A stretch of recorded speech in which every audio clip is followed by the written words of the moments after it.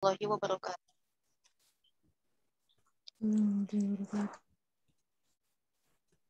Pada kesempatan kali ini saya perwakilan dari kelompok 1 bersama Najiatul Fadilah dan Nashwa Amelia akan mempresentasikan makalah yang telah kami buat dengan judul Hadis tentang Keimanan.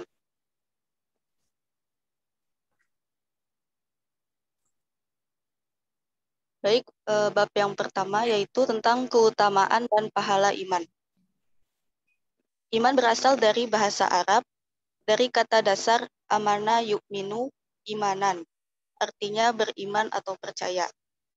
Percaya dalam bahasa Indonesia artinya meyakini atau yakin bahwa sesuatu yang dipercaya itu memang benar atau nyata adanya. Iman dapat dimaknai iktiraf, membenarkan, mengakui pembenaran yang bersifat khusus. Pengertian iman secara istilahi ialah kepercayaan yang meresap ke dalam hati dengan penuh keyakinan, tidak bercampur syak atau ragu, serta memberi pengaruh bagi pandangan hidup, tingkah laku, dan perbuatan sehari-hari. Jadi, iman itu bukanlah semata-mata ucapan lidah,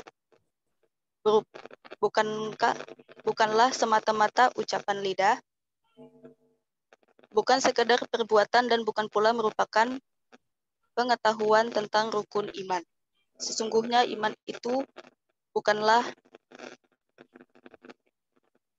semata-mata pernyataan seseorang dengan lidahnya bahwa dia beriman atau mukmin. Karena banyak pula orang-orang munafik yang beriman palsu yang mengaku beriman dengan lidahnya, sedang hatinya tidak percaya.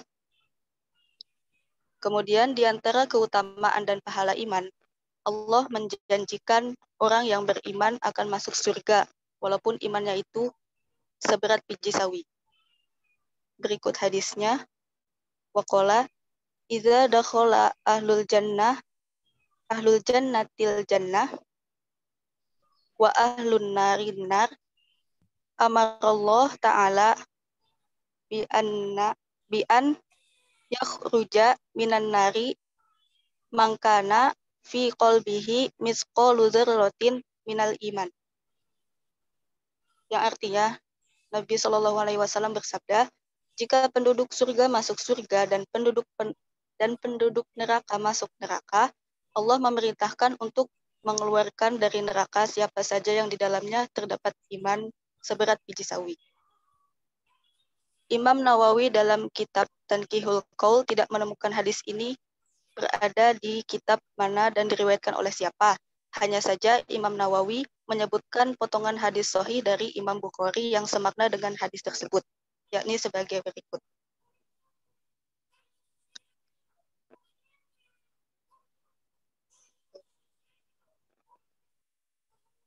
An Abi Sa'id Al-Khudri radhiyallahu anhu anna Nabiyya sallallahu alaihi wasallam qala idza dakhala ahlul jannatil jannah wa ahlun narin nar yaqulullah man kana fi qalbihi misqalu habbatin min khardalin min iman fa akhrijuhu fayakhrujun. Dari Abu Sa'id Al-Khudri radhiyallahu anhu bahwasanya Nabi Shallallahu alaihi wasallam bersabda, jika penduduk surga masuk surga dan penduduk neraka masuk neraka, Allah berfirman kepada malaikat, siapa yang di dalam hatinya terdapat iman seberat biji sawi, maka keluarlah ia. Lalu malaikat pun mengeluarkannya. Kemudian ada hadis Abu Hurairah, seorang Arab Badui yang menemui Nabi dan berkata,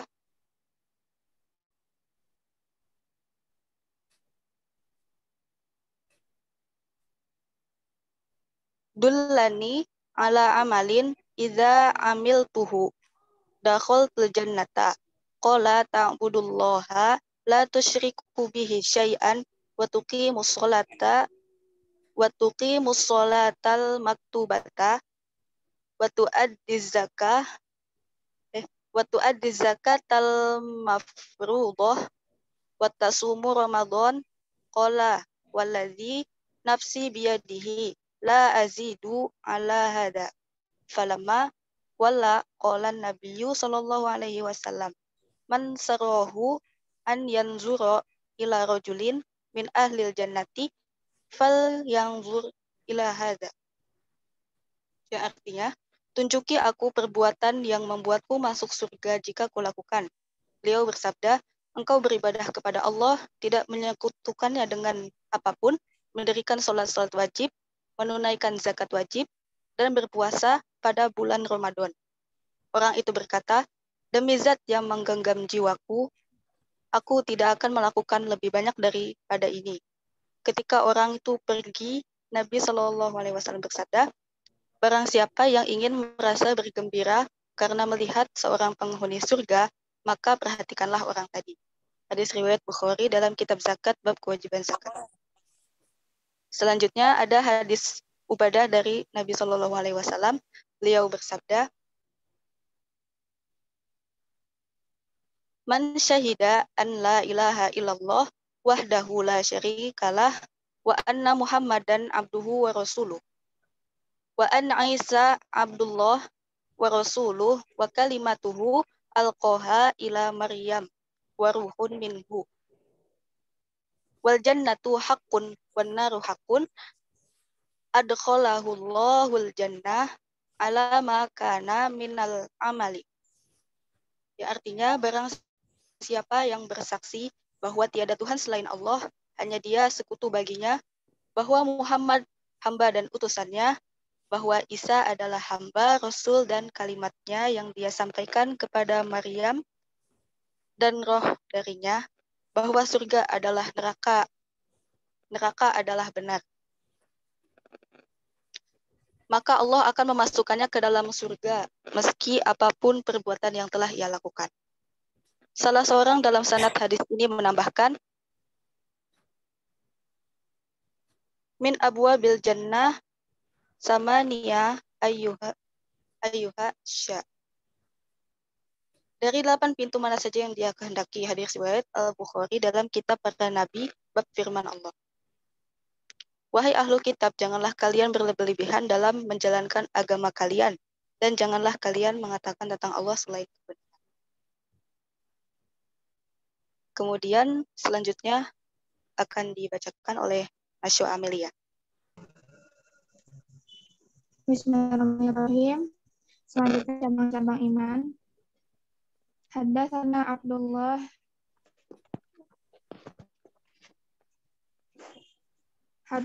Abdullah bin Muhammad qala haddatsana Abu Amir al-Aqadi qala haddatsana Sulaiman ibn Bilal an Abdullah ibn Dinar an Abi Shalihin Nabi Hurairah radhiyallahu anhu anin Nabi sallallahu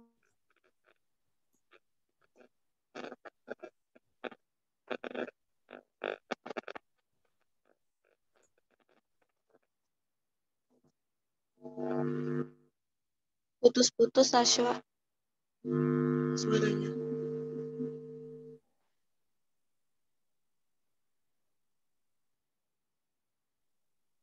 Nggak ada suaranya. Naswa jaringannya, Pak. Kalau nggak ada orangnya, kalau kelempar langsung di handle sama yang lain dong, biar tidak berlarut-larut apa. Maka yang lain nggak ada kan? Silakan apa di handle dulu.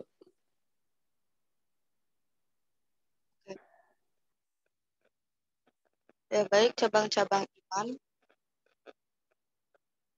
Haddatsana Abdullah ibnu Muhammadin qala haddatsana Abu Amir al-Qadi qala haddatsana Sulaiman ibnu Bilal an Abdullah ibni Dinar an Abi Shalih an Abi Hurairah radhiyallahu anhu anin Nabiyyi sallallahu alaihi wasallam qala al-imanu bid'un wa sittuna syu'batan wal haya'u syu'batun minal iman. Ubaidullah bin Sa'id dan Abu Hamid telah memberitahukan kepada kami, mereka berdua berkata, Abu Amir al-Agadi telah memberitahukan kepada kami, Sulaiman bin Bilal telah memberitahukan kepada kami, dari Abdullah bin Dinar, dari Abu Soli, dari Abu Hurairah radhiyallahu anhu, Nabi Shallallahu alaihi wasallam bersabda, iman terdiri dari 73 cabang, dan rasa malu adalah salah satu dari cabang iman. Hadis tersebut ditakhrij oleh Al-Bukhari dalam kitab Al-Iman, bab umur Al-Iman nomor 9. Kemudian Abu Dawud dalam kitab As-Sunnah, bab Firad Al-Irja binahwihi nomor 4676. 4676. Lalu ditakhrij pula oleh At-Tirmizi dalam kitab Al-Iman pada bab Ma ja'a fi istiqmal alman wa ziyadatuhu wa nuqsonu. Dan dia mengatakan bahwa hadis adalah hasan sahih.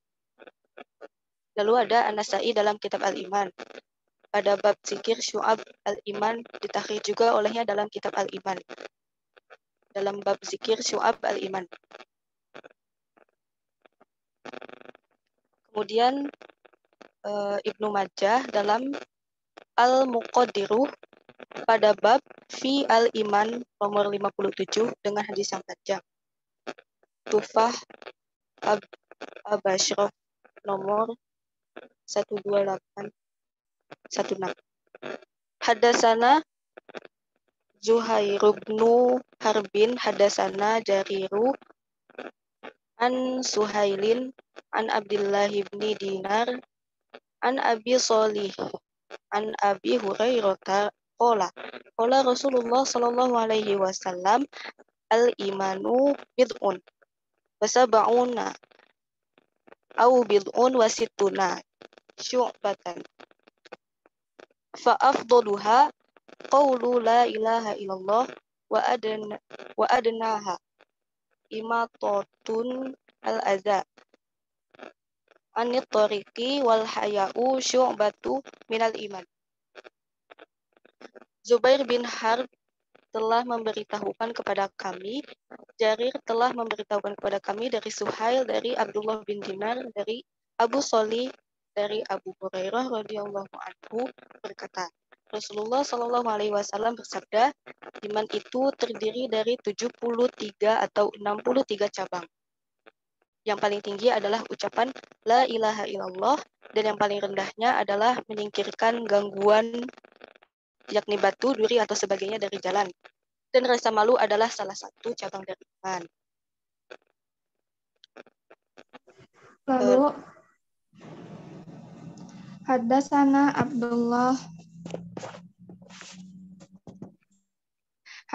Abdullah ibni Yusuf qala akhbarana Malik ibnu Anas an ibni Syihab an Salim ibni Abdullah an abihi anna Rasulullah sallallahu alaihi wasallam marra ala rajulin minal ansor wa huwa ya'izu akhahu fil haya. Faqala Rasulullah sallallahu alaihi wasallam da'hu fa innal haya minal iman. Yang artinya, telah bercerita kepada kami Abdullah bin Yusuf. Ia diberitahukan oleh Malik bin Anas dari Ibnu Syihab, dari Salim bin Abdullah, dari ayahnya Salim, bahwasanya Rasulullah Shallallahu Alaihi Wasallam berjalan melewati seseorang dari Ansor yang sedang menasihati saudaranya tentang rasa malu. Lalu Rasulullah Shallallahu Alaihi Wasallam bersabda, tinggalkan dia, karena malu itu adalah sebagian dari iman. Hadis riwayat Bukhari dan Muslim. Al-Qadi Iyad rahimahumullah berkata, telah dibahas sebelumnya bahwa makna iman secara bahasa adalah tasdik, sedangkan secara syariat adalah membenarkan dengan hati dan diiringi dengan ucapan lisan. Perkara-perkara syariat yang bersifat lahiriah harus diwujudkan dalam bentuk amalan-amalan badaniah. Sebagaimana yang tercantum dalam hadis ini, yang paling tinggi adalah ucapan la ilaha illallah, dan yang paling rendah adalah menyingkirkan gangguan, yaitu berupa batu, duri, atau sebagainya dari jalan. Telah dipaparkan juga bahwa kesempurnaan iman adalah harus diiringi dengan mengerjakan amalan-amalan untuk melengkapinya, serta melakukan ketaatan-ketaatan. Selain itu, bertekad untuk melakukan ketaatan dan menggabungkan cabang-cabang iman di atas adalah termasuk dari rangkaian dan bukti dari pembenaran. Sebab ketaatan itu merupakan perilaku ahli asidki, yaitu orang-orang yang membenarkan. Sallallahu Alaihi Wasallam telah mengatakan bahwa ketaatan yang paling tinggi bentuknya adalah tauhid yang diwajibkan kepada setiap orang, menyingkirkan ketauhidan dengan benar. Sedangkan ketaatan yang paling rendah bentuknya adalah menyingkirkan gangguan dari jalan, karena dapat membahayakan dan mengganggu kaum muslimin. Malu adalah akhlak yang mendorong seseorang untuk meninggalkan perbuatan-perbuatan yang buruk dan tercela, sehingga mampu menghalangi seseorang dari melakukan dosa dan maksiat, serta mencegah sikap melalaikan hak orang lain. Maha suci Allah yang memberikan sifat malu agar manusia menahan diri dari kemaksiatan yang disadari maupun tidak disadari. Lalu bagian ketiga, hal-hal yang merusak iman. Haddatsana Abdul Aziz ibnu Abdullah qala haddatsani Sulaiman ibnu Bilal an Thawri ibni Zaid al-Madani an Abil Ghaisi an Abi Hurairah radhiyallahu anhu anin Nabi sallallahu alaihi wasallam qala ijtanibus sab'a mubiqat qalu ya Rasulullah wa ma hunna qala asyirku billah wasihru qatlun nafsi allati harramallahu illa bil haqqi wa aklur riba wa aklu malil yatim wa tawalli yaumal zahfi wa qadful muhsanatil mu'minatil ghafilati. Yang artinya, telah bercerita kepada kami Abdul Aziz bin Abdullah berkata, telah bercerita kepadaku Sulaiman bin Bilal dari Sa'ur bin Zaid al-Madani, dari Abu al-Ghais, dari Abu Hurairah radhiyallahu anhu, dari Nabi sallallahu alaihi wasallam, beliau bersabda, jauhilah 7 perkara yang membinasakan. Para sahabat bertanya, wahai Rasulullah, apakah itu? Beliau bersabda, syirik kepada Allah, sihir, membunuh jiwa yang diharamkan oleh Allah kecuali dengan hak, memakan riba, makan harta anak yatim, kabur dari medan peperangan, dan menuduh seseorang wanita mukmin yang suci berbuat zina.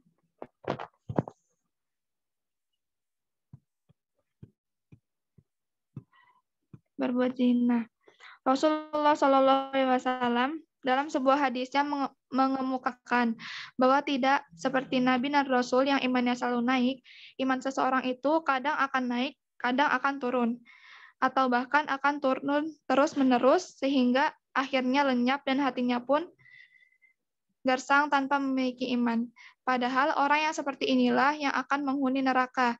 Oleh karena itu, kita haruslah tetap waspada dan hati-hati dalam menjaga iman, sehingga iman kita akan terhindar dari hal-hal yang merusak. Berkaitan tentang hadis yang tadi, ada 7 perkara yang menjadi dosa besar yang akan merusak iman. Pertama, syirik. Kedua, sihir. Ketiga, riba. Keempat, membunuh jiwa manusia. Kelima, orang yang memakan harta anak yatim. Keenam, melarikan diri dari perang. Dan yang ketujuh, menuduh wanita mukminat yang baik-baik sebagai orang yang berzina.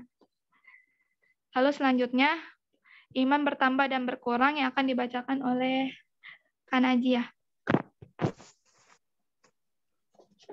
Baik, selanjutnya bagian D, hadis yang menjelaskan berkurang dan bertambahnya iman karena suatu perbuatan. Yang pertama, hadis tentang berkurangnya iman karena melakukan maksiat. Bismillahirrahmanirrahim.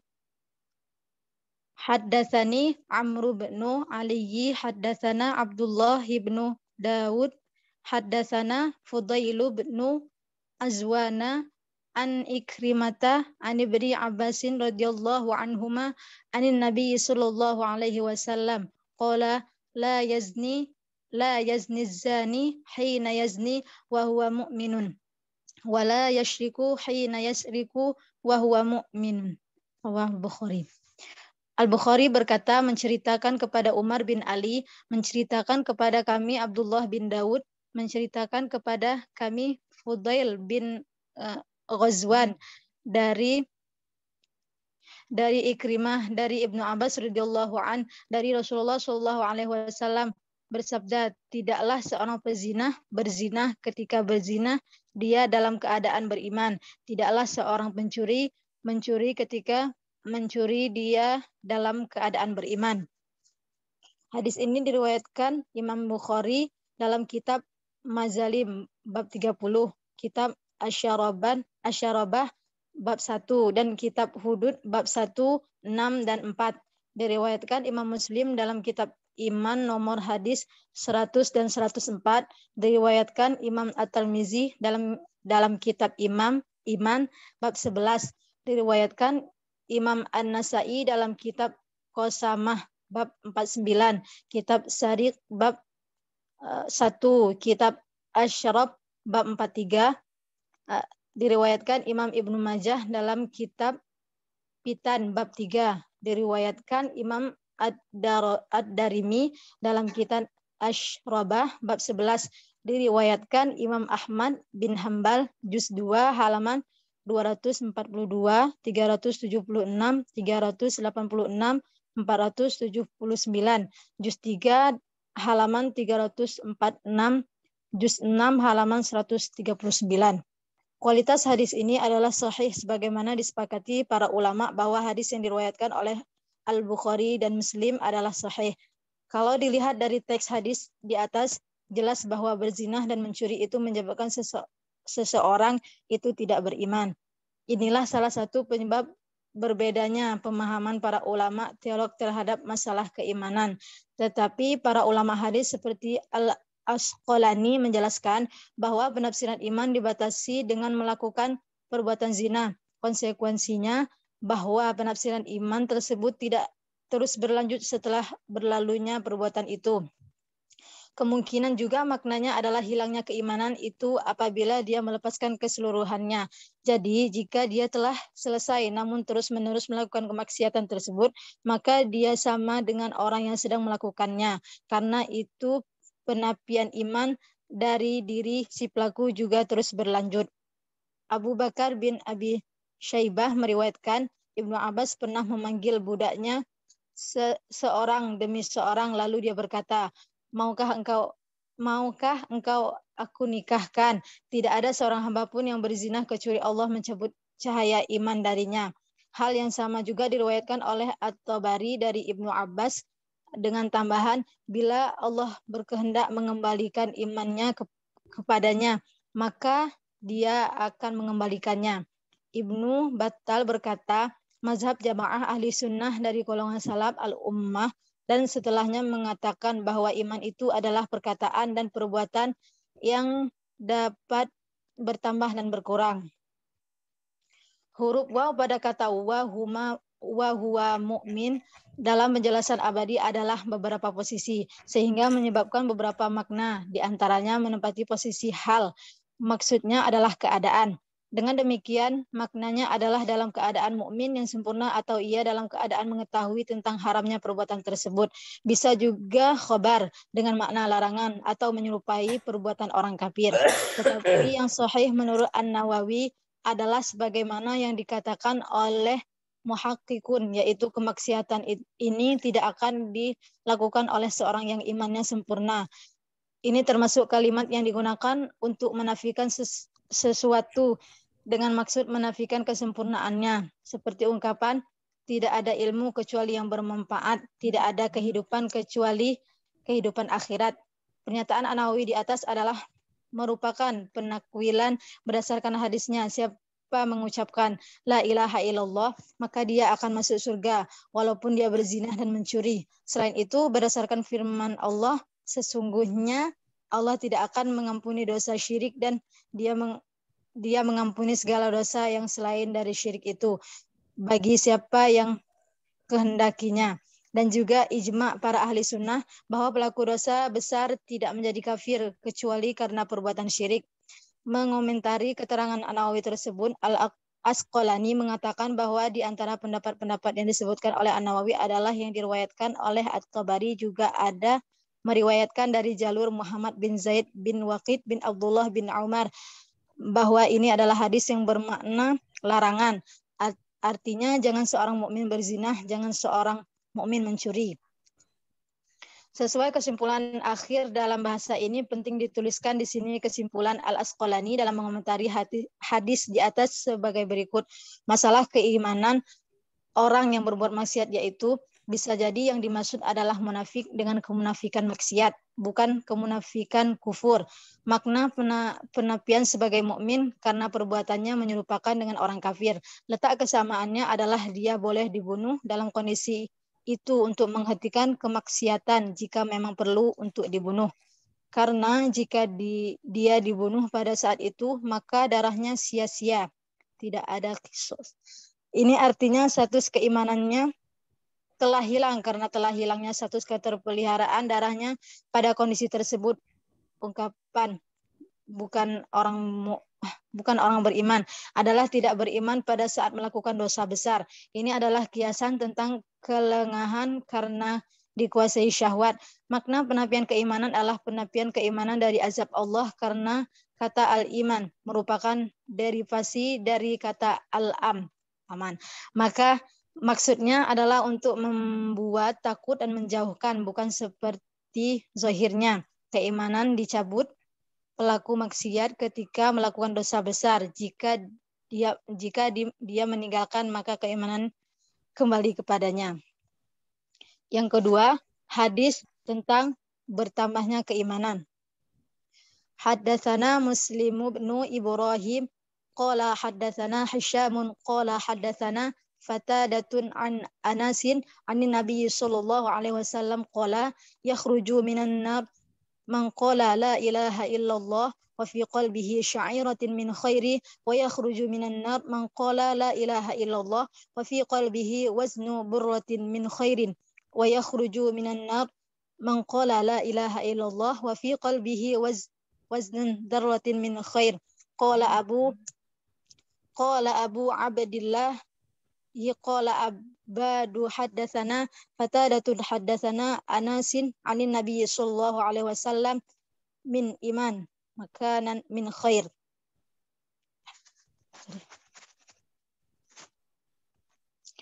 Al-Bukhari mengatakan menceritakan kepada kami Muslim bin Ibrahim, ia berkata menceritakan kepada kami Hisyam, ia berkata menceritakan kepada kami Qatadah dari Anas dari Nabi Shallallahu Alaihi Wasallam, beliau bersabda, akankah dikeluarkan dari neraka orang yang mengucapkan la ilaha illallah dan dalam hatinya terdapat kebaikan atau iman seberat syairah. Akan dikeluarkan dari neraka orang yang mengucapkan la ilaha illallah dan dalam hatinya terdapat kebaikan iman sebesar burroh. Akan dikeluarkan dari neraka yang mengucapkan la ilaha illallah dalam hatinya terdapat kebaikan iman dan dalam hatinya terdapat kebaikan iman sebesar zarrah. Hadis ini diriwayatkan Imam Al-Bukhari dalam juz 1 halaman 24, diriwayatkan Imam Ibnu Majah dalam juz 2 halaman 1442, diriwayatkan Imam Muslim dalam juz 1 halaman 173, 177, 180. Diriwayatkan Imam At-Tirmizi dalam juz 4 halaman 361, 711, 714. Kualitas hadis ini adalah sahih sebagai disepakati para ulama. Hadis yang diriwayatkan oleh Bukhari dan Muslim adalah sahih. Arti kata burroh adalah gandum. Maksudnya adalah sebesar biji gandum. Dari sini dipahami bahwa berat burroh lebih berat dari syair. Sementara arti kata zarroh, para ulama berpendapat dalam memberikan artinya. Ada yang berpendapat bahwa zarroh itu adalah sesuatu yang ringan timbangannya. Ada pula yang berpendapat bahwa artinya adalah debu yang terlihat dalam sinar mentari seperti ujung jarum. Ada juga yang lain mengatakan bahwa artinya adalah semut kecil. Namun yang jelas arti kata zarroh itu adalah sesuatu benda yang paling kecil dalam pengetahuan manusia sesuai dengan zamannya. Kalau zaman dahulu dalam pemahaman orang benda yang paling kecil itu adalah biji sawi atau yang sejenisnya. Tapi kalau saat sekarang ini, benda yang paling kecil itu disebut dengan atom. Dari redaksi hadis ini menjelaskan kepada kita bahwa nanti di akhirat akan dikeluarkan dari neraka orang yang mengucapkan la ilaha illallah dan dimasukkan ke dalam surga walaupun memiliki iman yang paling kecil atau rendah. Dari sini dipahami bahwa iman seorang itu punya tingkatan-tingkatan mulai dari yang serendah-rendahnya sampai kepada yang setinggi-tingginya. Ini menunjukkan bahwa iman itu ada yang kurang sempurna dan ada yang sempurna tergantung dari kebaikan-kebaikan yang dilakukan seseorang. Atau perbedaan tingkat keyakinan manusia itu terjadi disebabkan karena perbedaan tingkat keilmuan dan kebodohan seseorang sebagaimana dijelaskan oleh Ibnu Battal. Orang yang tingkat keilmuannya rendah maka tingkat keyakinannya sebesar biji zarrah, sedangkan orang yang tingkat keilmuannya lebih tinggi maka tingkat keyakinannya sebesar biji burroh atau syair. Meskipun demikian, dasar keyakinan yang terdapat dalam hati setiap orang tidak boleh berkurang, melainkan harus bertambah dengan bertambahnya ilmu. Dari penjelasan ini bahwa iman seorang bisa bertambah dan berkurang berdasarkan keilmuan yang dimiliki oleh seseorang. Konsekuensinya adalah semakin tinggi ilmu agama seseorang, maka semakin tinggi pula keimanannya. Bukan justru sebaliknya seperti kebanyakan orang dewasa ini, namun demikian yang menjadi kunci dalam hadis ini adalah bahwa apabila seseorang sudah mengucapkan dengan lisan atau perkataan dengan jiwa tentang keimanannya, maka bagaimanapun dia tetap dimasukkan ke dalam surga, yang berarti dia sudah dikatakan sebagai orang beriman. Ini dipahami dari kalimat hadis di atas, man qala la ilaha illallah, secara berulang-ulang. Dari uraian di atas terjawab sudah kenapa Al-Bukhari menempatkan hadis ini pada bab bertambahnya keimanan. Karena dengan dikeluarkan seseorang yang memiliki keimanan sekecil apapun, itu tetap dimasukkan ke dalam surga. Menunjukkan bahwa iman itu bertambah dan berkurang. Udaran. Ya baik, presentasinya sudah selesai. Sekarang dibuka sesi pertanyaan. Apabila ada pertanyaan bisa ditanyakan. Ya silakan. Silakan. Dimulai. Bagi yang mau menanggapin, bagi yang mau bertanya atau ya berdiskusi panjang terkait dengan materi kita hari ini, silakan. Ran, mau nanya deh. Tadi yang di pembahasan awal itu iktiraf itu apa artinya? Iktiraf ya? Ya, setahu saya iktiraf tuh kayak memberikan pengakuan terhadap suatu perkara. Pengakuan lah, memberikan pengakuan. Oh, maksudnya sama itiraf, sama kayak itiraf. Sama kayak itiraf, cuma beda ini aja, beda tulisan. Oh, oke. Ya. Apa pertanyaan apa? Iktiraf tuh Pak. Iktiraf. Apa? Iktiraf apa artinya? Iktiraf. Iktiraf. Apa kalimatnya di situ apa emang? Ini iktiraf. Pakai Latin gitu Pak. Iktiraf. Apa itu? Iktiraf coba. Sebuah pengakuan yang bukan Pak. Iktiraf, bukan iktiraf berarti iktiraf. Ya, iktiraf ya.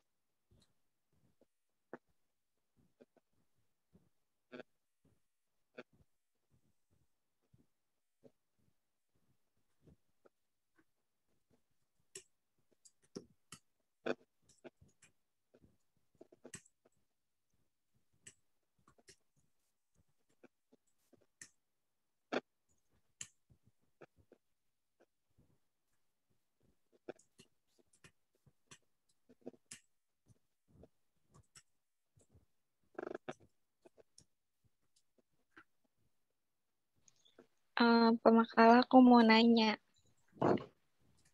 Ya silakan. Kan iman itu suka naik, suka turun. Nah, gimana cara ngatasinnya biar imannya tetap stabil gitu?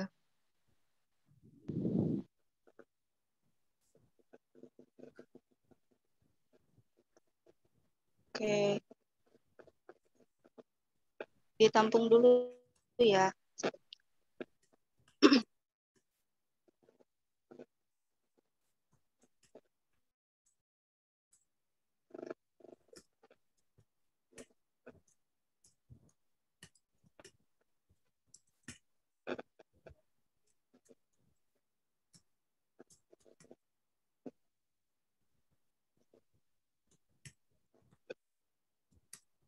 Ada yang mau bertanya lagi?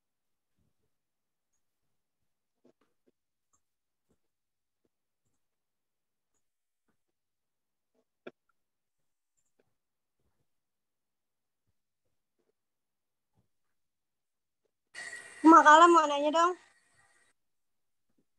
Ya, Ya, silakan pasti Fitri. kan pemakalah sering dengar ya yang namanya an-nadhafatu minal iman, al-haya'u minal iman kayak gitu kan. Nah, itu tuh sedangkan di sini itu menerangkan bahwa iman itu yang paling tinggi itu kan dengan mengucapkan la ilaha illallah. Nah, terus kalau misalkan sama redaksi iman-iman yang kayak an-nadhafatu minal iman, al-haya'u minal iman kayak gitu gimana? Berlaku nggak? Kurnia. Iya, Pak. Coba diteliti dulu. An-nazafatu minal iman itu hadis atau enggak? Itu slogan ya, tak? Kan, Pak. Iya, itu hadis atau enggak itu? Nggak tahu. Oh, nggak tahu. Terus kenapa dikait-kaitkan dengan iman kalau gitu? Kalau iya, soalnya begitu bacaannya. Yo, itu dapat dari mana? Dapat dari mana? Saya dulu TK suruh ngafalin kayak gitu, Pak. Iya, disebutnya hadis ya. Kalaupun itu hadis palsu. Ya, kalaupun itu hadis apa? Hadis palsu tentang an-nazafatu minal iman. Ya, dia maknanya benar, tapi lafadznya tidak seperti itu. Karena hadis yang sahih itu menjelaskan bukan an-nazafatu minal iman, at-tahuru syatrul iman. At-tahuru syatrul iman. Ya, kebersihan itu ataupun kesucian itu toharoh ya. Toharoh itu bagian dari iman. Bukan an-nazafatu minal iman. Kalimat an-nazafatu iman itu lebih cocoknya ya perkataan atau makalah orang-orang bijak lah ataupun patah Arab lah. Jadi kalau itu disebutkan itu sampai sama dengan hadis Rasulullah SAW itu tidaklah benar. Hadisnya hadis maudhu itu. Ya, karena tidak ada teks hadis yang mengatakan seperti itu. Itu ya.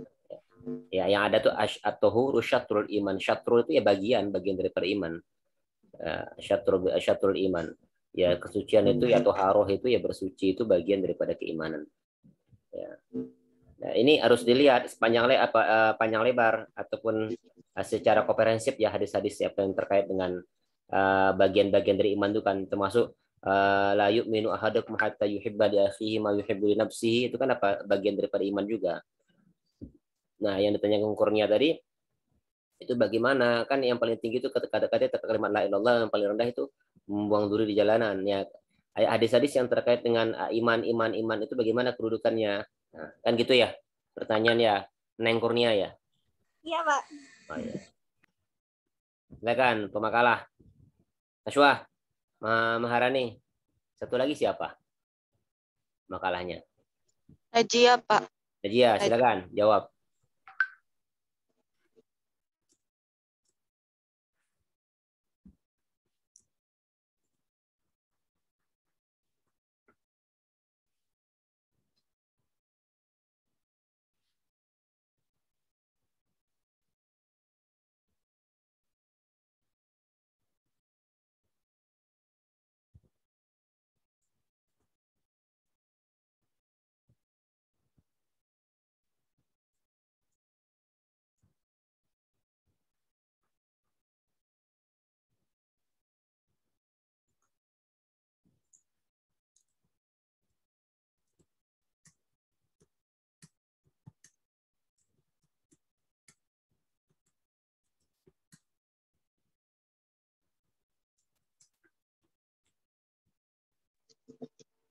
Silahkan Najia mau jawab.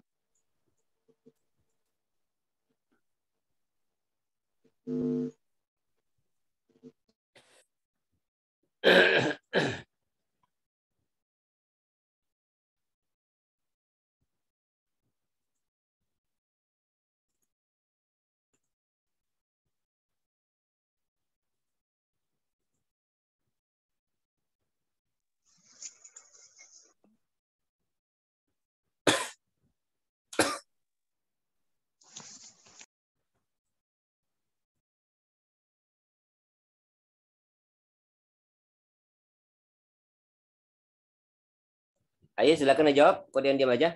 Mbak Rani soal apa? Di pertanyaan Ines, iman itu naik turun, gimana caranya agar stabil gitu ya? Iya. Kalau setahu saya sih, kan emang manusia itu tempatnya salah ya. Jadi kadang iman tuh bisa turun gitu. Caranya biar stabil itu banyak-banyak berzikir gitu. Zikir terutama la ilaha illallah. Ya pokoknya banyak-banyak ingat lah gitu. Gitu sih. Imannya sering dicas. Kalau HP itu nggak dicas, baterainya lowbat. Sama dengan iman. Iman kalau nggak sering dicas, dengan cas yang full, ya lowbat dia jadinya. Bagaimana cara ngecasnya?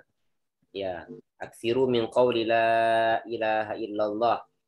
Ya, perbanyak mengucapkan kalimat la ilaha illallah. Itu yang pertama, itu bagian yang pertama. Banyak apalagi yang lain, perbanyak amal. Ya, al-imanu yazid wa yanqus, yazid bit ta'ah wa yanqus bil maksiyah. Iman itu kadang berkurang, kadang bertambah. Bertambahnya dengan ketaatan, ya kurangnya dengan kemaksiatan.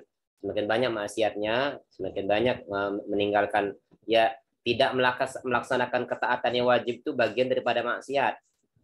Ya, orang itu kalau dia sudah banyak maksiatnya, ya itu akan berkurang keimanannya.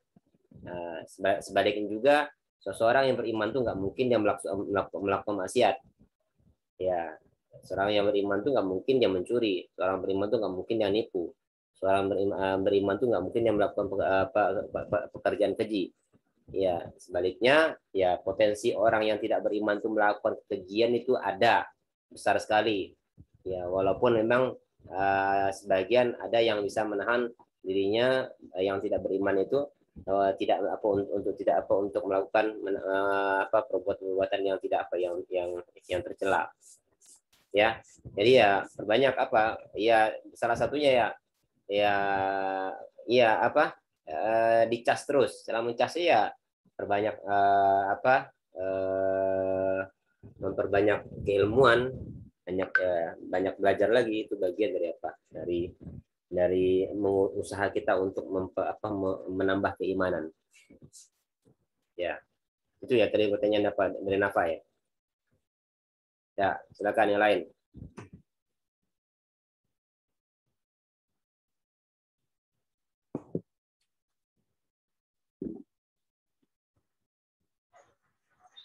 Lagi.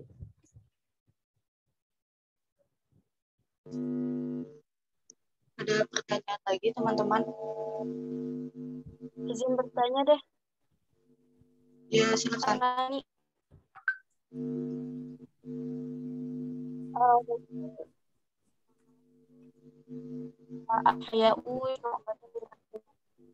Malu itu kan sebagian dari iman. Nah, pembahasan iman di situ di bawahnya itu diterangkan bahwa pembahasan malu itu malu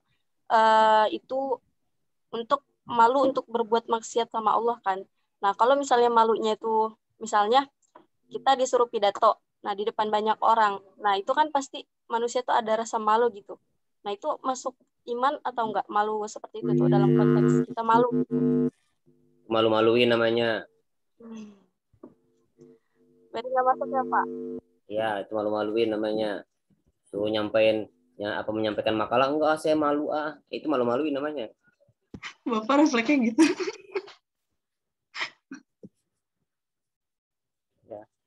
Siapa makalah hari ini? Maharani. Sampaikan makalahnya. Saya malu, Pak. Malu-maluin. Ya, malu yang bagaimana dulu? Malu yang bagaimana dulu? Ya, coba berbicara tentang malu itu gini. Ya, al-imanu situ wasab'una syu'batan au wasab'una syu'batan. Iman itu ada 77 cabang katanya, atau ada sebuah riwayat mengatakan 67 cabang. Yang paling rendahnya yang paling tinggi mengucap kalimat la ilaha illallah. Ya, yang rendahnya itu yang membuang duri di jalanan, imatatul adza, totul adza anit thoriq. Ya, wal haya'u syu'batun minal iman. Itu hadisnya itu bukan hanya sampai imatatul adza anit thoriq aja Kurnia. Bukan terbatas membuang duri jalanan, ada sambungannya. Wal haya'u syu'batun minal iman. Dan rasa malu itu bagian daripada keimanan. Gitu. Rasa malu itu bagian apa dari keimanan. Hadis-hadis yang terkait dengan keimanan itu semua itu termasuk dari cabang yang 67 tadi. Termasuk dari cabang yang 77 tadi ataupun 67 cabang keimanan tadi. Termasuk juga di dalamnya kebersihan. Orang yang mukmin itu pasti dia bersih. Minimal dia berwudu. Ya, minimal dia tiap hari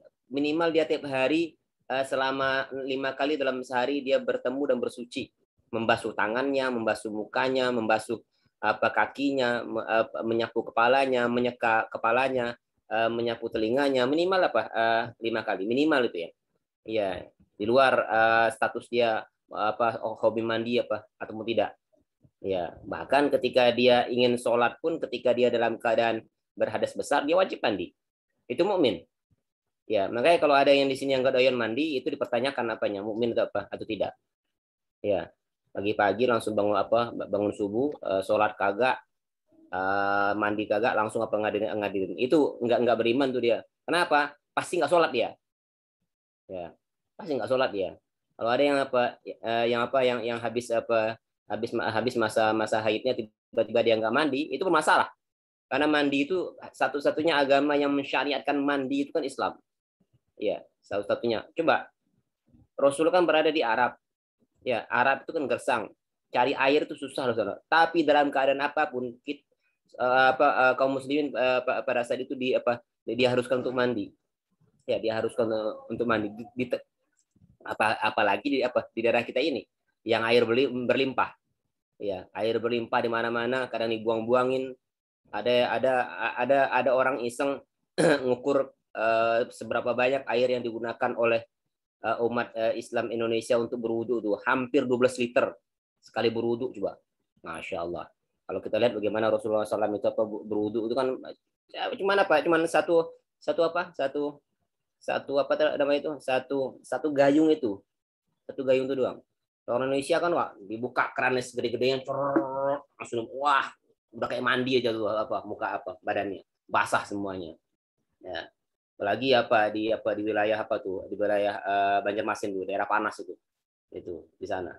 Oh itu pokoknya air di mana-mana kan. Bahkan kata Rasulullah seperti ini, walaupun kamu berada di sumber air jangan boros. Ya, yang berada di wilayah aliran sungai. Ya. Iya. Walaupun itu air jangan boros kata Rasul. Itu bagian keimanan. Ya. Innal mubadzirin kan ikhwana syayatin kan. Yang mubazir itu bagian dari temannya setan. Setan itu pasti nggak ada imannya, otomatis ya. Jadi hadis-hadis yang kayak rangkaian ada imannya, sebagian dari imannya di sana, itu bagian daripada cabang keimanan yang 77 tadi. Yang paling tingginya ya kalimat la ilaha illallah. Ya, tiada apa sih arti kalimat la ilaha illallah itu ya? Apa makna la ilaha illallah? Apa artinya sih? Tiada Tuhan yang wajib selain Allah, Pak. Tiada Tuhan selain Allah. Apa lagi? Tiada Tuhan itu mewujud.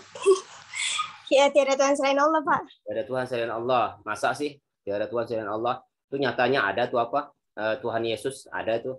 Ya, makanya kan kita meyakini Allah. Tiada Tuhan selain Allah.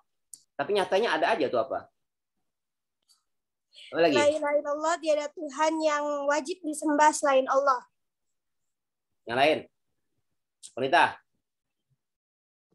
Lagi mikir, Pak. Mikir. Ya, silakan yang lain. Mikir juga. Rijah. Kenapa geleng-geleng kamu? Jawabannya sudah terjawab oleh Miftah. teman-teman semua. Miftah, silakan.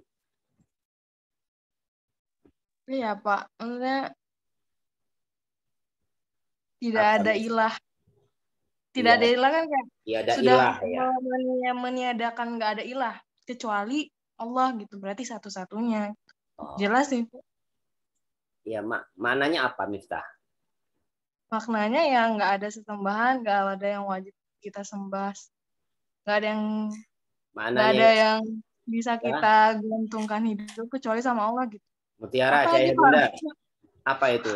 La ilaha illallah. Tiap hari kita baca la ilaha illallah. Kalau yang lagi tahlilan la ilaha illallah. Apa itu arti la ilaha illallah? Apa cuma jangan-jangan cuma di bibir doang la ilaha illallah, la ilaha illallah.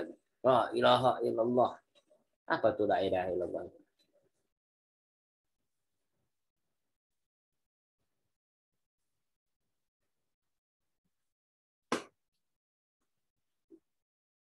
Nadia Tasya. Jangan diam-diam aja, Nadia Tasya. Kaisah, kamu semesternya jadi pendiam. Tumben sekali kamu semester jadi pendiam. Ya. Belum ngomong aja, Pak. Ah ya, silakan ngomong kalau gitu. Ntar deh, Pak. Nyari dulu. Nadia Almas. Silakan yang lain. Apa la ilaha illallah itu apa? Tiap hari dibaca la ilaha illallah, tapi nggak ngerti maksudnya. Ya, la ma'buda bihaqqin illallah itu artinya. Tiada sesembahan, tiada zat, tiada ilah yang berhak untuk disembah, bukan tiada Tuhan selain Allah ya. Bukan tiada Tuhan selain Allah, tapi la ma'buda bihaqqin illallah. Tidak ada yang zat yang paling berhak untuk disembah kecuali Allah Subhanahu wa taala. La ilaha illallah. Orang yang mengucapkan kalimat la ilallah itu ya ya menganggap segala sesuatunya tidak ada kekuatan selain Allah Subhanahu wa taala. Itu kan tingkat keimanan yang paling tinggi seperti itu. Maka dengan kalimat la ilaha illallah itu bisa yang menyebabkan seorang itu masuk surga dan neraka itu karena kalimat la ilaha illallah itu. Jika dalam surat Tuhan itu kan kul innani anallah la ilaha illa ana fa'budni wa aqimis sholata li dzikri. Seorang itu walaupun banyak pun amal kebajikannya, dia jiwa sosial tinggi, dia suka nolongin orang lain, dia tidak berlaku zalim, kekayaannya digunakan untuk menafkahin orang lain, membantu orang lain, selama dia tidak ada keimanan, itu kira-kira masuk surga atau neraka. Neng. Kira-kira masuk surga dan hah? Apa? Kurnia? Ada orang dia bukan muslim, non muslim lah. Tapi dia jiwa sosial tinggi sekali, suka bantu orang lain,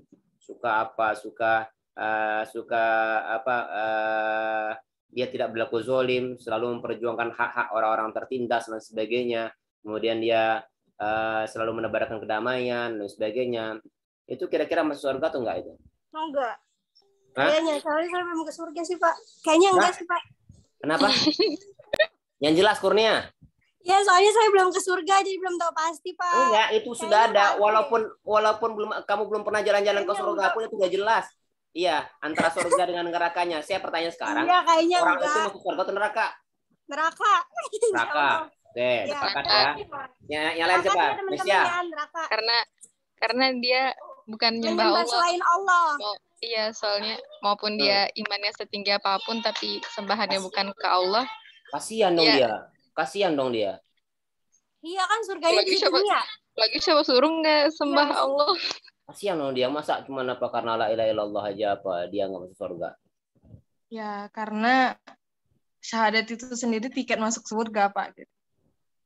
Terus kalau misalnya dia sekarang kebalikannya, Miftah, kebalikannya. Ada orang Muslim, dia mengucapkan kalimat la ilaha illallah, tapi dia suka judi, dia suka suka minum-minuman keras, suka korupsi dan sebagainya. Tapi dia nggak syirik aja. Itu masuk surga atau neraka itu? jaminannya. Gimana, Kak? Jaminan dari Nabi kita sih akan masuk surga semua ya umat Nabi, cuman akan ada konsekuensi sendiri gitu. Kalau mau masuk surga ya harus dibersihin dulu gitu, layak gak masuk surga gitu. Tapi kita udah punya tiketnya setidaknya gitu, Pak. Wanita. Tadi apa mau jawab wanita? Tadi saya jawab tadi ya, apa saya kasihkan pertanyaan. Terus saya balik sekarang. Ada orang beriman, dia sholat, tapi dia suka judi, suka korupsi, suka zolimin orang, tapi dia nggak syirik aja. Surga atau neraka itu? Kalau di makalah tadi sih ada ininya, Pak. Walaupun sebesar biji zarah tetap dimasukkan ke surga. Apakah Tuhan adil dengan seperti itu? Tapi kan belum titik akhir, Pak, itu. Makanya gini, di satu sisi ada orang yang ya itu kebalikan tadi. Kekurangan dia cuma satu aja, dia nggak beriman kepada Allah aja. Adil nggak kira-kira Allah itu? Adil, Pak. Hah? Adil, Pak. Adil ya? Adil. Tanda keadilan Allah tuh ya saya sekarang sudah menguji keimanan kalian. Adil, Pak. Lulus atau enggak kalian apa? Lulus atau enggak kalian di bab akidah nih? Itu masalahnya. Ya Allah tuh maha adil, Pak. Maksudnya kalau ditanya kenapa orang yang iman tapi dia di dunia itu berbuat jahat tetap masuk surga, sedangkan orang yang berbuat baik tapi dia nggak beriman itu ujung-ujungnya masuk neraka, itu tuh menurut saya surga sama neraka itu sendiri ada bentuk keadilan dari Allah gitu. Allah pastikan bentuk benar, Pak. Itu apakah dua perbandingan ini itu kira-kira apa ya? Dia satunya zolim sekali misalnya, cuman dia nggak syirik aja, ya sholat sekali dan sebagainya. Tapi itu masuk surga nggak nanti tuh? Satu sisi tuh orang dia baik sekali, cuman masalahnya dia nggak beriman aja. Ya kan yang tadi orang berislam tadi, kalau dia zolim di dunia, ya dia bakal mendapat konsekuensi, dia bakal masuk neraka dulu. Cuman ada syafaat dari Rasul, ada syafaat dari keimanan dia tadi ya tetap jadi sekarang saya balikin kan beberapa tahun yang lalu tuh ada seperti ini, lebih baik non muslim dia tidak zolim daripada muslim tapi dia zolim. Ayo. Pas lagi itu ya, pas lagi gitu. Ya. Nah sekarang kalian mau dukung yang mana? Muslim yang zolim atau non muslim tapi dia tidak zolim katanya? Ini bab akidah loh. Saya bisa menilai akidah apa? Akidah dari hal-hal seperti ini loh. Ini akidah yang bermasalah, ini akidah yang benar. Ayo, mana yang benar apa? Kalian milih mana? Muslim yang zolim atau muslim non muslim tapi dia tidak zolim? Muslim dan tidak zolim, Pak. Kan muslim itu banyak. Kenapa harus pilihannya muslim dan zolim? Kenapa dari pertanyaannya saja udah salah, Pak? Enggak, karena itu yang beredar arus mainstream yang dipaksakan kita itu di masyarakat seperti itu. Ya, yang dipaksakan kepada seperti itu kan belakangan ini kan lebih baik tidak non muslim tapi dia tidak zolim. Ya, justru begini. Nah, makanya kembali kepada ajaran kita, kemusyrikan itu, ketidakmusliman itu, non muslim itu justru itu kezaliman. Coba innallaha la yaghfiru ayyushraka bihi wa yaghfiru ma duna dzalika liman yasha wa may yusyrik billahi faqad dhalla dhalalan ba'ida. Ya, faqad zulman katsira. Ada apa? Inna syirka la zulmun. Inna syirka la zulmun azim. Kemusyrikan itu justru itulah kezaliman. Ya kan? Kemusyrikan itu justru itu kezaliman yang paling nyata. Kenapa? Apa salahnya dia untuk mengakui Allah Subhanahu wa taala itu sebagai apa? Contoh seperti ini, Konita. Ya. Ada seorang anak, dia baik sekali sama orang tuanya. Ya. Ada seorang anak, dia baik sekali kepada orang tuanya. Diberikan ini, orang tua minta apa, ada apa, enggak diminta pun dikasih tiap bulan dikasih apa belanjaan yang cukup sekali lah. Cuman dia berkata seperti ini apa kepada orang tuanya, Pak, saya ini sebenarnya nggak yakin bapak sama ibu orang tua saya. Ya, tapi walaupun bagaimanapun saya tetap akan berbuat baik kepada bapak dan ibu. Itu kira-kira anak durhaka atau anak yang kurang apa? Anak berbakti. Hah? Itu anak durhaka, si maling kundang anak durhaka, atau itu anak yang berbakti pada orang tuanya? Berbakti nggak sih, karena dia berbuat baik. Berbakti ya? Iya. Serius? Masalah kamu Konita. Berarti kamu boleh gitu ya. Tapi kok dia nggak yakin orang tuanya? Kurang berbakti berarti Pak. Kusut nih kepala saya. Ya, sekarang saya balik ke kita aja sekarang. Kita punya orang tua. Suatu ketika Konita nanti suatu Konita ketika nanti Konita dia beristrikan pejabat nanti kan, dia kaya raya dan sebagainya misalnya kan, ya jangan diaminin. Nggak mau. Ya kemudian tiap hari orang tuanya disantuni dan sebagainya, dikasih apa, dikasih mobil, dikasih rumah sebenarnya. Terus dia bilang sama bapak ibu, Pak, Bu, saya ini sebenarnya nggak yakin bapak sebagai orang tua saya. Oh gitu. Ya. Tapi walaupun bagaimanapun saya tetap berbuat baik, walaupun saya nggak yakin, tapi tetap saya berbuat baik pada bapak dan ibu. Kira-kira kamu anak durhaka atau anak berbakti? Durhaka. Ya, anak durhaka kamu loh. Beneran, kamu anak durhaka walaupun sebaik apapun kamu. Nah, begitulah sama Allah. Kalau ada orang baik sekali dengan samai, tapi dia tidak baik sama Allah Subhanahu wa taala, dengan dia tidak mengakui Allah sebagai Tuhannya, itu bukan orang baik. Itu orang zolim. Walaupun sebaik apapun. Nah, hal-hal seperti ini di masyarakat, kita tuh sekarang tuh sedang cuci otak kita tuh memutarbalikkan kebenaran itu. Nah, kalian sebagai alumni IKI, ya mahasiswa IKI ini harus hati-hati loh. Ya, pemikiran-pemikiran penyimpangan pemikiran seperti ini berbahaya sekali. Dan ini terjadi di masyarakat, terjadi di tengah-tengah kita sekarang. Bagaimana otak kita ini diputarbalikkan, kebenaran itu dibolak-balik. Akhirnya orang-orang yang nggak tahu itu jadi bingung dia. Oh, kalau gitu lebih baik kita memilih pemimpin yang non muslim dong, daripada yang tidak muslim, yang muslim tapi dia suka korupsi. Emang yang muslim itu cuma yang korupsi doang? Hah? Emang yang muslim itu yang zalim doang? Banyak muslim lain. Ya, kayak saya juga muslim, saya nggak zalim kok. Nanti pilihlah saya kalau gitu, kalau jadi pejabat nanti. Ya Pak, benar. Saya mau ntar saya itu mau ngambil Pak, pemilu Pak. Ya. Pemilu saya ngambil kertas buat milih Bapak doang. Saya nanti nggak ngajar kalian lagi nanti kalau gitu nanti. Kan nanti kan kita lulus, insya Allah. Kan kita alumni. Oke. Jadi nanti Kurnia nanti saya angkat sebagai Menteri Kesehatan. Alhamdulillah. Nanti Nafa nanti saya angkat sebagai Menteri Kesenian.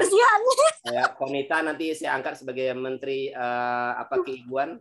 Jelita nanti saya angkat sebagai Menteri Transmigrasi. Bapak hari ini seger banget deh Pak. Bismillah. Bapak. Bismillah headshot. Angkat saya. Oke ya, jadi begitu. Ya, keimanan itu seperti itu. Keimanan seperti itu. Keimanan yang paling tinggi itu kalimat la ilaha illallah. Nah, dengan kalimat la ilaha illallah itu di bawahnya hanya turunan, dan itulah menjadi indikasi seorang itu sebagai beriman. Salat, puasa, zakat, haji, berbuat baik, kemudian tidak melakukan riba dan sebagainya. Itu rangkaian-rangkaian yang menjadi bagian daripada cabang iman. Yang paling rendahnya apa? Yang paling rendahnya mengucapkan kalimat membuang diri di jalanan, dan malu sebagian daripada iman. Nah, yang malu inilah sebagiannya sekarang sudah mulai dicabut rasa malu itu. Makanya nanti akan ada pembahasan khusus terkait dengan malu ya. Ada nanti pembahasannya bahwa malu itu ya nanti kita bercerita tentang malu nanti di bab malu nanti. Karena hal ini yang sering yang sudah banyak tercabut ya di diri pribadi. Kita nggak usah berbicara tentang Islam dah, kita berbicara tentang budaya ketimuran saja deh. Bahwa banyak sekarang ini yang seharusnya itu tidak lazim sekarang itu dibuat menjadi dipertontonkan malahan. Iya, jadi biasa ya Pak ya. Gimana? Iya, jadi hal yang biasa. Iya, jadi begini kan, suatu contoh. Kenapa umatnya Nabi Lut ya? Kenapa umat Nabi Lut itu menjadi sampai sekarang tuh terkenal dengan kasus LGBT-nya atau kasus apa namanya itu kaum sodomnya, ya, liwatnya, ya. Kenapa dia, ya itu karena itu sesuatu yang dibiasakan kemudian dipaksakan, ya, dibiasakan, sesuatu yang dicoba-coba. Makanya hati-hati ya teman-teman ya, hati-hati teman-teman. Sesuatu yang buruk itu kalau dicoba-coba itu akan jadi kebiasaan. Awalnya dia nggak mau, tapi coba. Kebanyakan dari teman-teman anak-anak remaja yang terjerumus dalam narkoba itu kan awalnya karena coba-coba, coba satu, merokok misalnya, ada anak-anak SMP, coba awalnya kan coba-coba, enak juga ya, ketergantungan akhirnya kebiasaan, akhirnya tidak bisa melepaskan diri daripada hal-hal yang seperti itu. Ya, hal-hal yang mubazir seperti itu. Iya sih benar Pak, maksiat tuh kalau dijadiin hal yang dicoba-coba jadi makin keenakan. Ya, jadi kebiasaan dan jadi susah untuk melepasnya. Ya itu makanya kita berlindung selalu ketika berbicara bagaimana cara untuk meningkatkan keimanan, ya itu tadi banyak caranya. Aksiru min qauli la ilaha illallah, ya jaddidu imanakum, kayak kata Rasulullah SAW, jadi di safina, fa innal bahru amiq, atau kata Rasulullah SAW kan, perbaharuilah kapalmu masuk keimanan. Terus perbaharui dengan apa ya? Dengan cara apa? Ya, dengan cara ibadah, dengan cara banyak ikutin kajian, dengan cara ikutin arahan daripada guru-guru lah dan sebagainya. Itu penting untuk memperbarui keimanan. Jangan sampai ya. Tapi yang jelas seperti ini, menjaga keimanan itu penting. Ya, jangan sampai keimanan kita tuh luntur, hilang. Ya, sehingga kita terjerumus pada kekafiran, kemusyrikan, yang kalau sudah musyrik, tiket, tadi benar apa kata Miftah, kalimat la ilaha illallah itu tiket masuk surga. Walaupun Anda sezolim apapun, tapi masih ada mengucapkan kalimat la ilaha illallah, ya itu akan sebagai jaminan, walaupun ya dipanggang ya berapa hari lah, satu harinya ya 3 hari lah, satu harinya ya 1000 tahun, berarti kalau 3 hari ya selama 3000 tahun. Sebentar kok, tenang aja, 3 hari doang. Ya, jadi begitu ya. Ya, jadi di safina, perbaikin terus, harus memperbaiki kita keimanan itu. Ya, silakan selanjutnya. Itu baru pertanyaan Nafa ya. Pertanyaan kedua, silakan Harani. Ini Pak, iktiraf. Apa iktiraf kenapa? Iktiraf itu tadi artinya apa kata Nafa itu? Itu sudah dijawab. Kan kamu yang nulis iktiraf itu apa kok?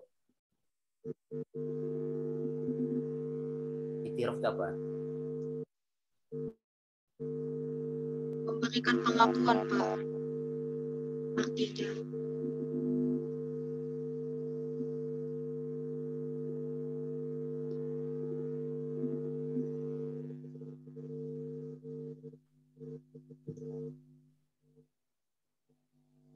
Ya, jadi dalam konsep iman ini berarti memberikan pengakuan terhadap adanya Allah, Rasul-Rasulnya, kitab-kitabnya gitu kan Pak?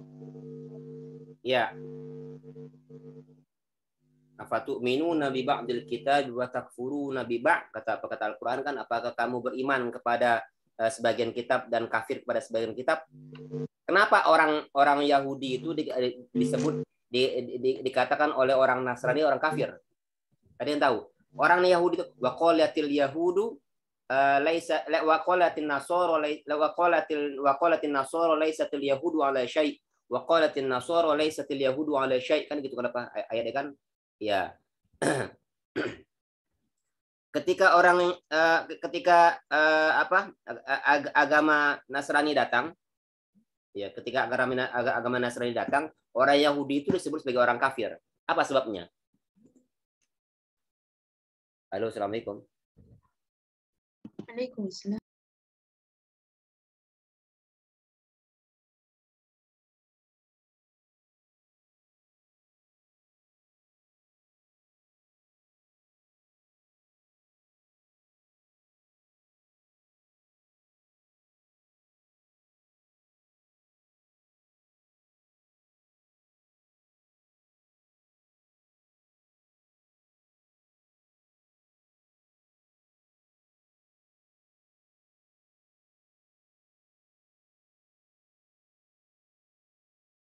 Ayo, silakan jawab.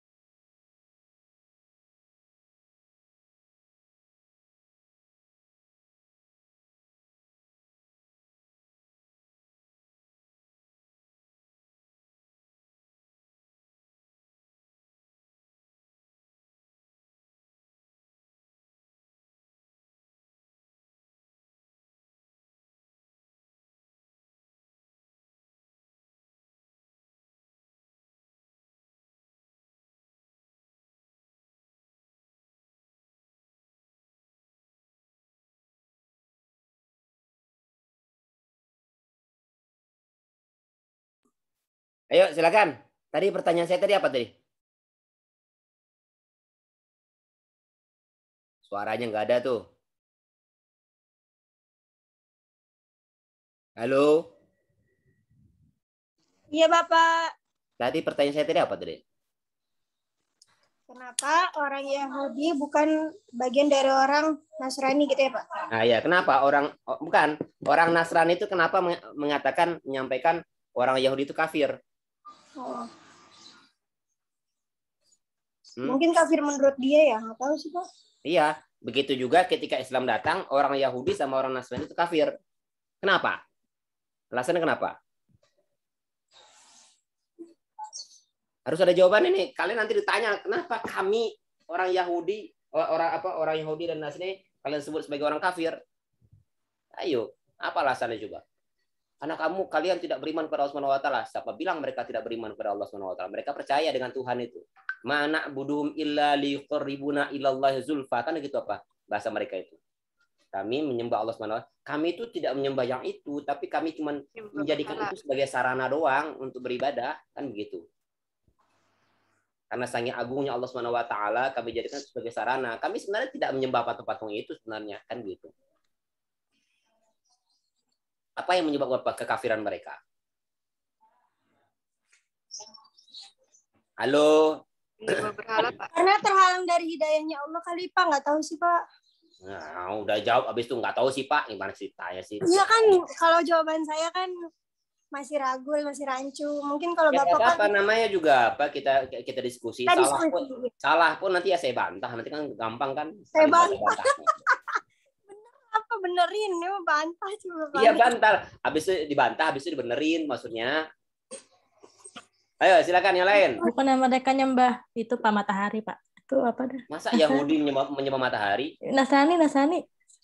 Hah? Nasrani bukan nyembah matahari. Yang enggak lah saya bilang.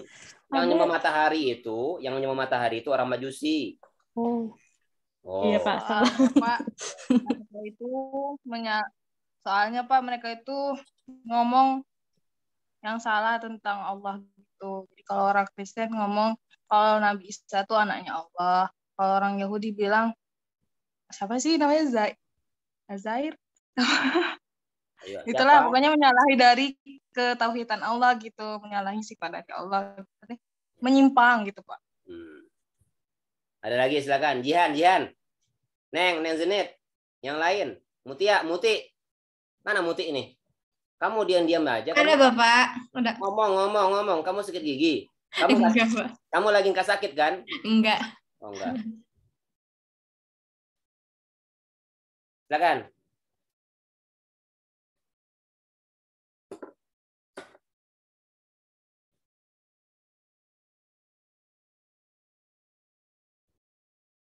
Kenapa?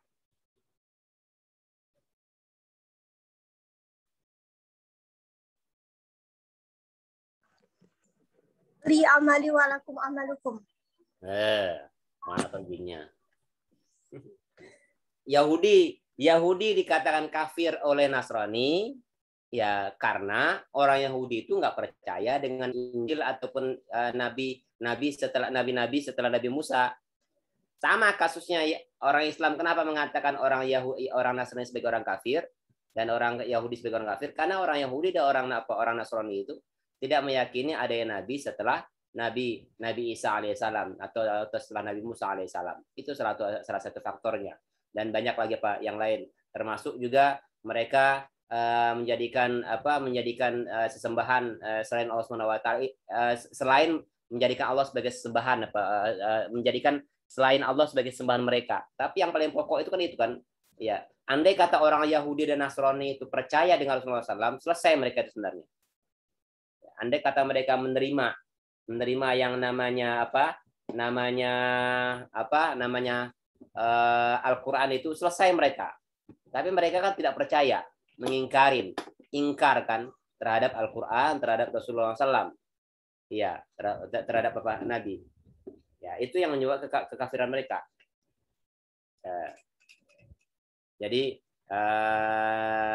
itu yang yang terkait dengan pertanyaan yang saya lemparkan ke kalian. Silakan, masih ada yang lain? Mau nanya lagi Pak, berarti kalau misal berarti nggak cukup ya Pak percaya sama satu Tuhannya gitu kan? Mereka juga awalnya percaya sama Allah, tapi cuma karena nggak percaya sama utusannya, jadi terhalang ya Pak? Ya, ini rukun iman. Ketika Rasulullah SAW ditanya oleh malaikat Jibril, "Zata yaumin ittala alaihi rajulun syadidu thawab as-siyabi wa syadidu sawadi sya'ri." Suatu ketika Rasulullah SAW didatangi orang laki yang berpakaian putih sekali, rambutnya hitam sekali, kemudian fa'asdana rukbatai ala rukbataihi, kemudian Rasulullah orang itu menyandarkan pahanya di atas paha Rasulullah SAW sambil berkata, ya, apa itu Islam, apa itu iman, apa itu ihsan.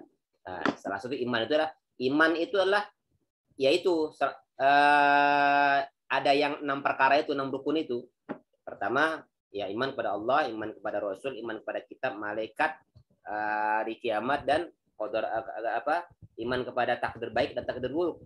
Ini semuanya berasal dari Allah Subhanahu wa taala. Nah, semua ini kalau kurang aja satu, iman kepada Allah. Orang-orang jahiliyah itu mereka tuh bukannya bertuhan kepada patung-patung mereka. Mereka tuh percaya dengan Allah. Tadi sudah disampaikan ayat kan, "Ma na'buduhum illa liqarribuna ilaihi zulfa." Kami itu bukanlah menyembah patung-patung itu, tapi kami hanya menjadikan sebagai sarana untuk mendekatkan diri kami kepada Allah. Bahkan di dalam banyak ucapan mereka itu, mereka sering mengatakan Allah kan, Allah wallahi, ya Bismillah, iya, sering menyebutkan seperti itu, Bismillahi, ya, ataupun Allahumma, ya mereka yakin dengan yang adanya Allah dengan adanya Allah itu. Cuman yang jadi masalah itu, pengamalan yang lain, menjadikan sesembahan lain menjadi selain Allah sebagai salah satu sesembahan mereka. Satu aja itu bermasalah. Nggak beriman kepada Rasul bermasalah. Ya, cacat keimanannya. Nggak percaya dengan Al-Quran ataupun sebagian Al-Quran bermasalah. Makanya berbicara tentang iman itu kan dalam Al-Quran bagaimana, afatu'minuna bi ba'dil kitab wa takfuruna bi ba'd, apakah kamu akan mengimani sebagiannya kemudian kafir pada sebagiannya? Enggak boleh. Kategori kafir juga. Ya. Harus totalitas. Yang nama iman itu totalitas. Jadi hati-hati, jangan dianggap tidak percaya dengan sebagian kitab aja, sebagian isi Al-Quran aja, itu bisa bermasalah. Ya, tidak percaya sebagian aja. Misalnya saya tidak percaya dengan keberadaan hari kiamat misalnya, atau tidak percaya dengan ayat ini misalnya. Ada ayat yang ayat itu tidak masuk akal. Contoh seperti ini. Inna Allahul ladzi khalaqas samawati wal arda wa ma bainahuma fi sittati ayamin tsumma istawa 'alal 'arsy. Allah yang menurunkan, Allah menjadikan langit, bumi dan segala apa yang ada di antara keduanya dalam 6 hari. Coba itu masuk akal gitu. Nestia. Kamu nggak merhatiin. Sekarang saya tanya kamu nggak kalau gitu. Masuk akal nggak itu kira-kira? Masuk akal nggak? Apaan masuk akal coba? Apaan masuk akal? Makanya dengerin saya apa yang saya tanyain. Ayo teman-teman, masuk akal nggak itu? Allah menjadikan langit, bumi dan segala apa yang ada di antara keduanya dalam 6 hari. Masuk akal nggak? Masuk akal aja, Pak. Ya, jangan masuk akal aja. Itu mah nggak logis namanya jawabannya. Masuk akal aja, Pak. Kata-kata aja. Masuk akal, Pak. Masuk akal. Masa masuk akal? Buat rumah aja kita butuh waktu bulan. Karena itu kuasanya Allah, nggak masuk akal. Ntar dulu bicara kuasa Allah. Masuk akal nggak 6 hari? Enggak masuk akal. Kalau manusia yang buat, nggak masuk akal. Tapi kalau Allah yang buat mungkin kun fayakun. Nggak tahu sih, Pak. Ya itu dia. Kalau ada orang tidak meyakinin bahwa itu, makanya saya berbicara tadi itu masuk akal atau enggak, entar dulu bicara Allahnya. Ya, kalau ada orang yang berpikir, kan banyak sekarang tuh tidak logis orang yang suka bicara tentang kelogisan, logis nggak masuk akal dan sebagainya. Ketika dia beriman dengan semua isi kitab, dia tidak percaya dengan kalimat itu, ayat itu, masa iya menjadikan langit dan bumi yang isinya itu berbagai macam, ada lautan, ada gunung, ada hewan-hewanan, ada berbagai macam galaksi, terus di atasnya ada katanya ada 7 langit dan sebagainya. Dan tiap-tiap galaksi itu ada berbagai macam bintang, ada berbagai macam planet di sana, ada juga satelit bulan-bulan yang menghiasi sebuah planet. Masa cuma dalam 7 hari? Masuk akal kan? Nah, dalam ketidak masuk akal itu terus ketika dia mengatakan ini nggak masuk akal, saya nggak percaya ini. Nah, itu bermasalah keimanannya. Meragukan satu ayat bermasalah. Makanya penting yang namanya dikaji dulu Al-Quran itu. Itulah yang membuat Al-Quran itu membuat kita tuh menjadi pintar. Kita kaji dulu, entar dulu ngatakan itu nggak masuk akal, dikaji dulu. Ya, kalau diukur 6 hari itu dengan ukuran 6 kali 24 jam, ya nggak mungkin. Tapi kalau kita sandingkan dengan ayat yang lain, ya bahwa 1 hari di sisi Allah SWT itu sama dengan 1000 tahun. Berarti penciptaan langit dan bumi selama 6.000 tahun. 6.000 tahun. Masuk akal nggak? Masuk akal aja. Itu kalau kita berbicara hitung-hitungan ya. Tapi kalau berbicara tentang kata kurnia kekuasaan Allah tuh bisa melakukan sesuatu sesuai dengan keinginannya. Iza qada amrun fa inna ma yaqulu kun fayakun. Ya suka-suka Allah aja. Bahkan yang menciptakan waktu itu sendiri itu Allah. Yang punya waktu itu Allah. Kan gitu. Yang punya waktu itu Allah. Jadi suka-suka Allah aja. Allah mengatakan dia menciptakan langit 6 hari, ya suka-suka dia lah. Ya. Jadi begitu ya. Wajib yang namanya mengimani seluruh ayat-ayat yang ada yang dicantumkan oleh Allah Subhanahu wa taala ya di dalam Al-Qur'an. Ayat apapun itu, baik itu ayat apa? Ayat saintifik ataupun ayat-ayat yang berupa tuntunan syariat apa di dalamnya. Yuk, silakan, masih ada waktu. Sekarang jam. Misalnya cuma percaya aja, Pak, percaya doang nih. Misalnya udah gitu tapi tanpa ada kejelasan, cuma percaya aja gitu. Itu dia terimannya gimana itu? Salah. Yang nama iman itu apa? Tasdiqun bil qalbi wal a'malu bil arkani wa iqraruhu bil lisani. Yang namanya iman itu bukan hanya percaya di mulut. Saya percaya. Ya sama aja kan. Kurnia mengatakan, "Pak, saya percaya dengan Bapak." Nah, itu nggak boleh juga.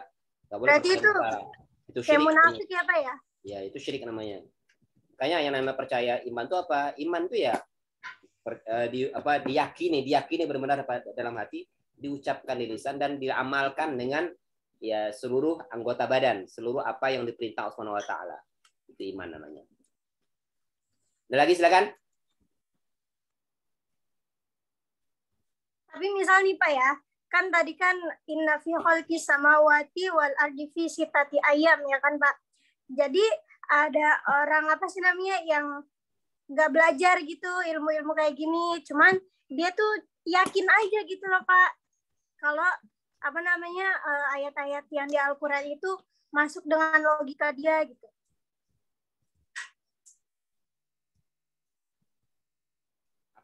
Iya, salah satu ciri-ciri orang beriman itu dia berpikir inna fi khalqis samawati wal ardi la ayatin liulil albab. Ya, la ayat alladzina yadhkuruna Allaha qiyaman wa qu'udan wa junuban wa yatafakkaruna fi khalqis samawati wal ard.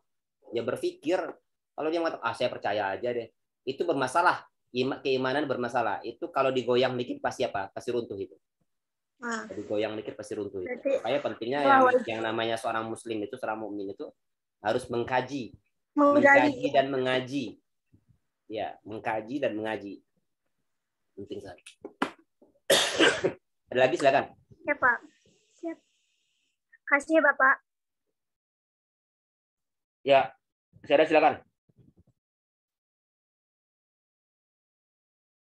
Yang lain kenapa diam-diam aja nih? Yang dari tadi berbicara,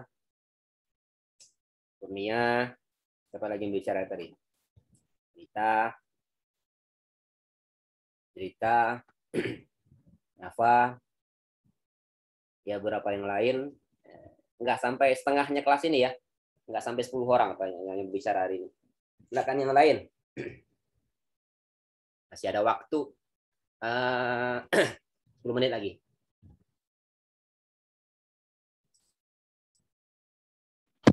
Bapak, berarti kalau misalnya orang yang nggak beriman atau yang kayak nonis gitu, tapi dia berbuat baik, berarti dia pasti masuk neraka gitu ya Pak? Apa gimana? Soalnya ada yang bilang ada surganya dia, ya udah itu masalah dia gitu. Itu gimana Pak nanggepinnya?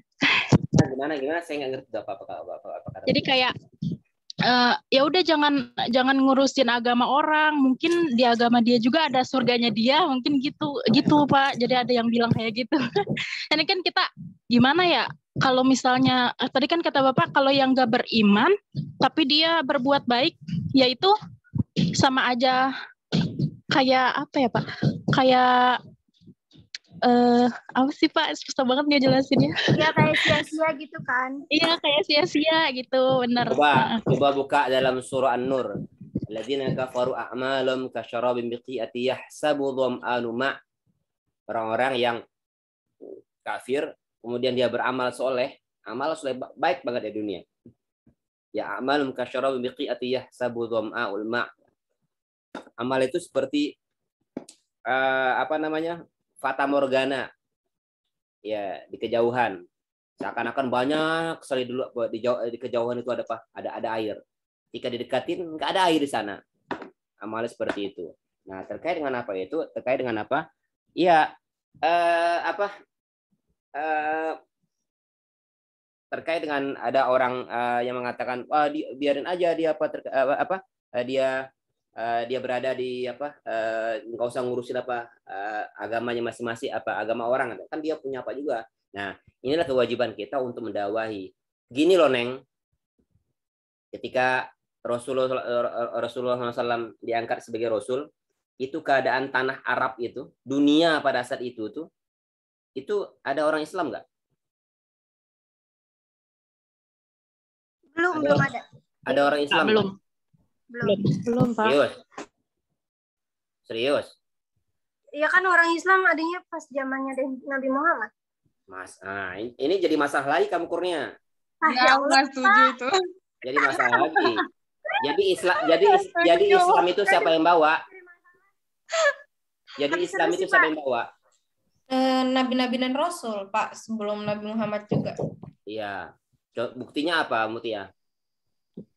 Ada bukti nggak? Buktinya beriman kepada kitab-kitab mereka, ya nggak sih Pak? Dari Quran ada nggak apa buktinya? Ayat. Nggak paham Pak. Apa lagi Pak? Apa lagi deh? Yang baru nggak tahu, yang lama lupa ya. Apa? Ada nggak ayatnya dalam Al-Quran? Banyak ayatnya Muti. Banyak ayatnya. Ya, contoh ini kalian ayatnya sudah hafal nih di juz 1. Am kuntum syuhada idh hadara ya'qubal maut idh qala li banihi ma ta'buduna min ba'di qalu na'budu Ibrahim wa Ismail wa Ishaq wahidan wa nahnu lahu muslimun. Muslim. Ya, kami adalah orang Muslim. Itu nabi siapa itu? Ibrahim. Nabi siapa itu? Ibrahim. Yakub. Yakub itu bertanya kepada anak-anaknya, apakah apa yang akan kamu sembah setelahku nanti? Ya, setelahku nanti. Mengatakan, anak-anak mengatakan, aku menyembah Tuhanmu, Tuhan bapak-bapakmu, Ibrahim, Ismail. Jadi Ibrahim itu apa? Muslim. Ya enggak? Coba dalam surah dalam surah Ali Imran.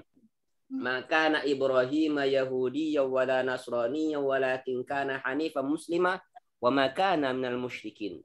Ibrahim itu bukanlah Yahudi, bukanlah Nasrani, tetapi Nabi Ibrahim adalah muslim, hanifan musliman, dan tidak termasuk orang-orang musyrik. Jadi yang namanya agama Islam itu dibawa oleh nabi-nabi sebelumnya. Nabi-nabi sebelumnya. Gitu, Pak. Ya. Jadi tugasnya Rasul itu apa? Cuman membawa menyempurnakan risalah yang sudah ada. Jadi jangan salah ya. Jangan salah karena ini ada dan ini tersebar di buku-buku paket pelajaran anak-anak SD, anak-anak SMP bahwa Islam itu dibawa oleh oleh Muhammad pada abad sekian di padang pasir, diturunkan pertama kali di sini di Gua Hiro dan sebagainya. Ya.